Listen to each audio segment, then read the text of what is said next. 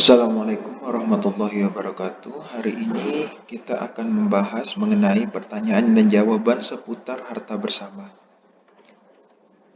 Ada suatu pertanyaan di mana sebaiknya perkara harta bersama diajukan di tempat objek harta atau di tempat domisili mantan istri.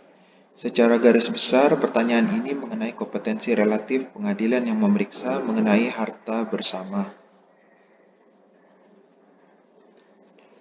Jawabannya adalah, secara umum, semua perkara perdata itu diajukan di pengadilan yang mewilayahi tempat tinggal tergugat, yaitu asas aktor sequitur forum rei, sebagaimana pasal 118 ayat 1 HIR yang pada intinya ketua pengadilan di daerah hukum siapa tergugat bertempat atau diam. Jadi, gugatan perdata itu diajukan di pengadilan di mana daerah hukum tergugat. Pada dasarnya seperti itu.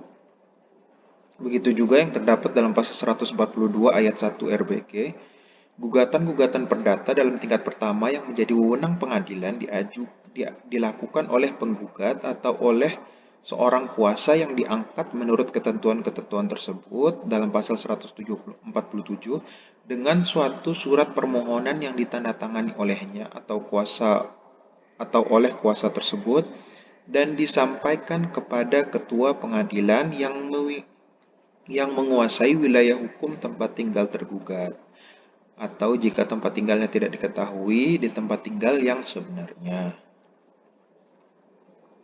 Secara umum, ini asas yang terdapat dalam gugatan perdata atau perkara perdata, yaitu diajukan di pengadilan yang mewilayahi tempat tinggal tergugat.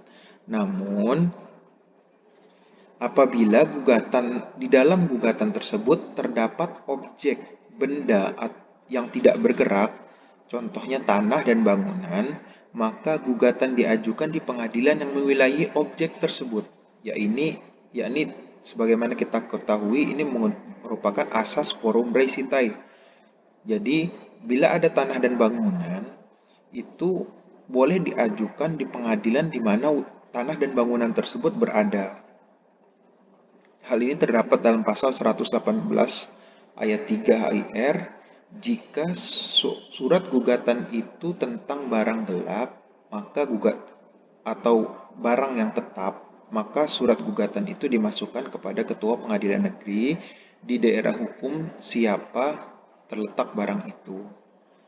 Dan di pasal 142 ayat 5 RBG disampaikan bahwa dalam gugatannya mengenai barang tetap, maka gugatan diajukan kepada ketua pengadilan negeri di wilayah letak barang tetap tersebut.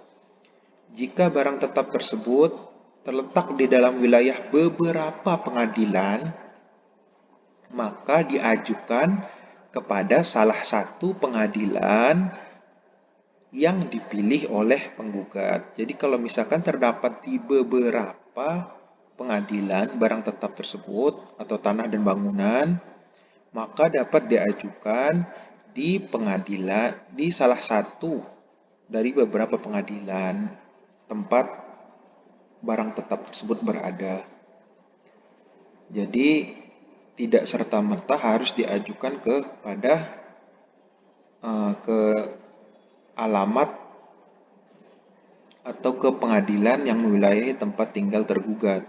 Jadi kalau misalkan terdapat benda tetap atau tidak bergerak, maka bisa diajukan di mana pengadilan yang mewilayahi tempat benda tidak bergerak tersebut.